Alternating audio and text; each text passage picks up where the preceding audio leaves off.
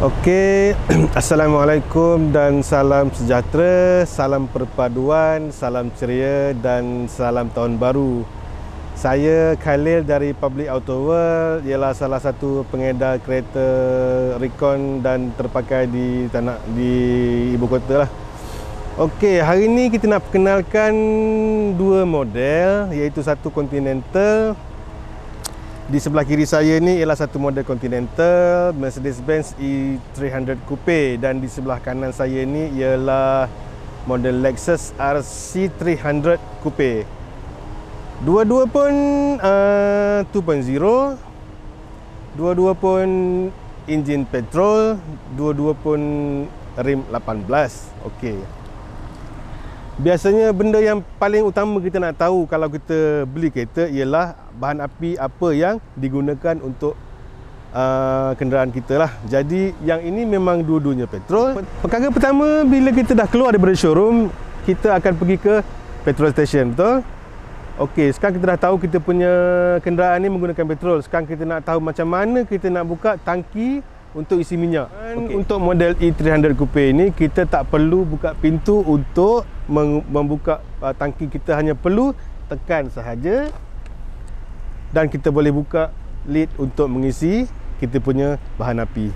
Okey. Yang kedua, perkara yang mesti kita tahu yang kedua ialah apa kita nak buat kalau kita punya tayar flat. Okey tuan-tuan dan puan-puan, untuk model ini kita tak ada spare tayar tuan-tuan dan puan-puan. Tak ada. So kita hanya akan run flat tayar sahaja sampai kita dapat bantuan terdekat. Yang ketiga, kita nak tahu macam mana kita nak buka bonet untuk model E300 ni. Okey, kita nak buka bonet ada dua cara. Yang pertama, kita hanya touch bahagian belakang, bahagian lambang ni. Hanya touch sekali saja dan kita dah boleh buka bonet. Kalau nak tutup macam biasalah, kita just ada ruangan jari di sini, just tarik dan tutup saja. Ada satu lagi cara macam mana kita nak buka bonet kereta E300 ni. Kita hanya perlu buka pintu saja. Dan ada satu tombol untuk buka bonet di sini, kita hanya tarik sahaja dan bonet boleh terbuka dengan sendirinya. Saya nak tunjuk di mana kedudukan handle untuk kita buka penutup enjin tadi. Okey. Kedudukan dia lebih kurang di bawah steering saja, bahagian sini saja, dan just kita tarik saja. Macam tu untuk buka hood bahagian depan lah. Kita tengok sedikit dia punya bahagian dalaman. Okey, ini ialah ruangan infotainment. Ini ialah ruangan dashboard fully digital, tetapi ini bukan touchscreen ya. Okey, dia punya kita nak control volume ke apa semuanya di bahagian sini.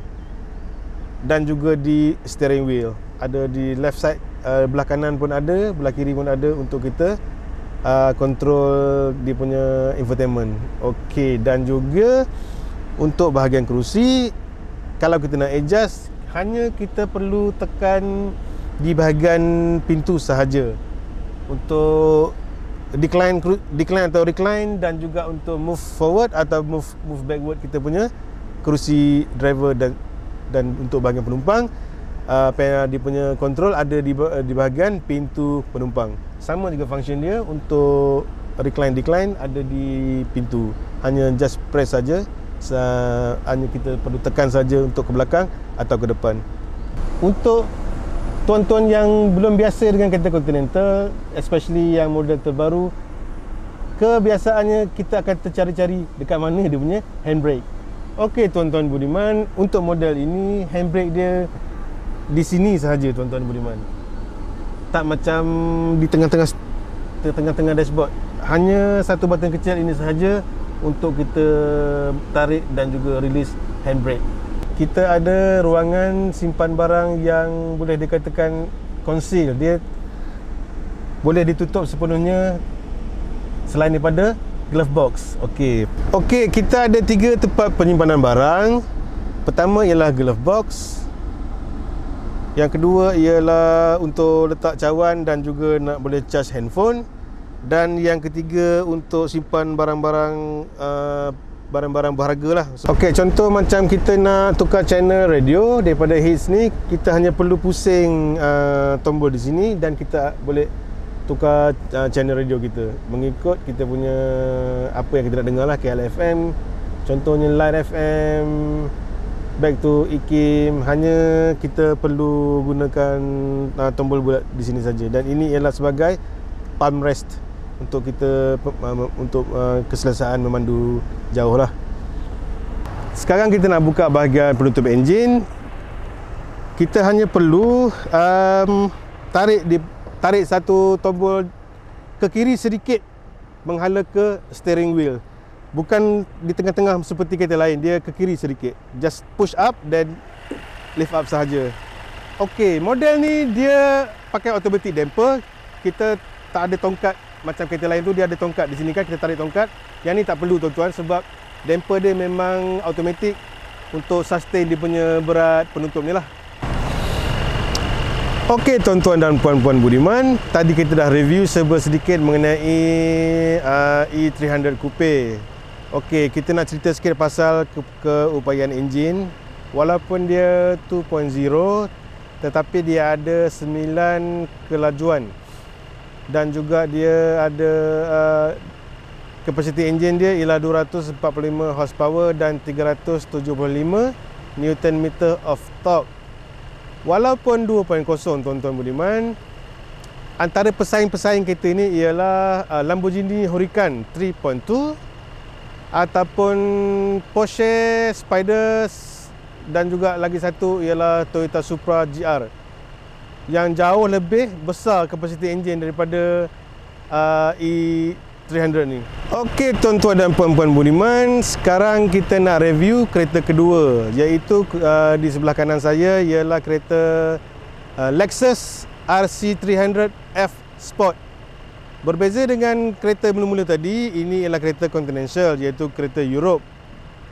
Seperti tuan-tuan tahu, Lexus ialah kereta daripada Japan. Sekarang kita nak tengok pada model Lexus ni dekat mana kedudukan tangki untuk kita isi minyak. Okey.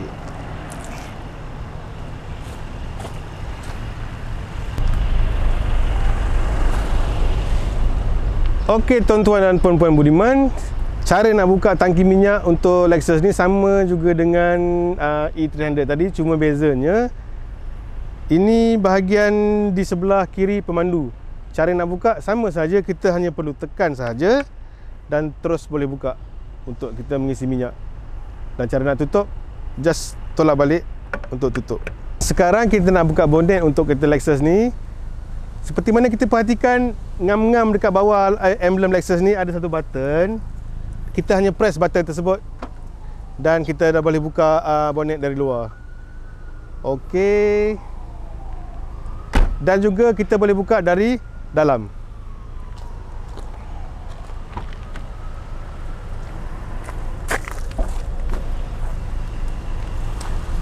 Okey. Tutup sama saja. Just tutup manually. Sekarang saya nak buka bonet RC300 ni.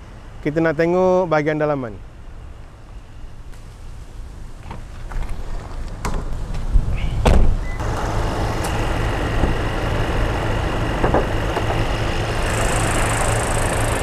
Okey tuan-tuan, seperti mana model E300 tadi, model ni juga didatangkan dengan dua damper automatik, yang iaitu kita tak perlu lagi untuk tongkat dia punya penutup hood. Okey, sedikit mengenai enjin. Enjin Lexus RC300 ni juga ialah enjin 2.0 liter, tetapi dia hanya 8 transmisi kelajuan. Kerana apa tuan-tuan? Kalau nak dibandingkan dengan model sebelum ni, saiz RC300 ni lebih kecil sedikit dan juga dia lebih ringan sedikit. Okey, dan juga dia hanya ada 241 horsepower sahaja. Okey, penonton-penonton budiman, kita dah berada di penghujung video. Jadi saya mewakili Public Auto World. Tujuan kami untuk review kereta ini ialah bertujuan untuk promosi, marketing dan juga jualan. Jadi keutamaan kami ialah lebih kepada untuk jualan dan mencari para pembeli. Okey, kedua-dua kereta ni ialah keluaran Europe dan juga Japan. Untuk perbandingan, nak kata mana yang sesuai, itu terpulang kepada pilihan masing-masing. Sebab ada yang suka Japan spec dan ada yang suka Continental spec. Kami alu-alukan tuan-tuan dan puan-puan, kalau nak cuba test drive, boleh datang dan hubungi nombor di bawah untuk kita buat temu janji. Dan jangan lupa kepada penonton yang baru jumpa channel ni, harap-harap jangan lupa subscribe, share dan tekan tombol loceng. Kerana apa tuan-tuan? Mungkin ada kawan-kawan kita memang dia tengah cari kereta-kereta sebegini, cuma mereka tak tahu di mana nak dapatkan. Dan untuk Budiman, ini saja untuk video kali ini. Daripada saya, Khalil, mewakili Public Auto World. Sehingga kita berjumpa lagi di video yang akan datang. Salam hormat. Saya mengundur diri dulu untuk kali ini. Terima kasih.